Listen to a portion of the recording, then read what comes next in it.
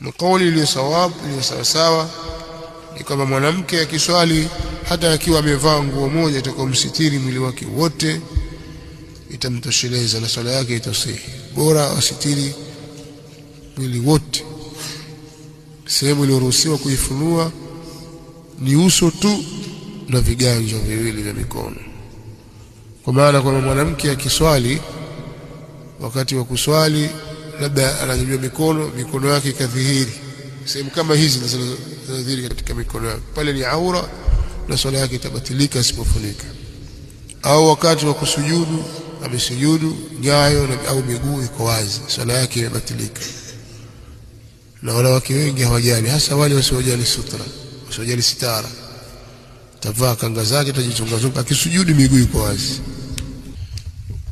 Ule ni ujinga. Mwanamke atakiwa astiri mwili wake wote.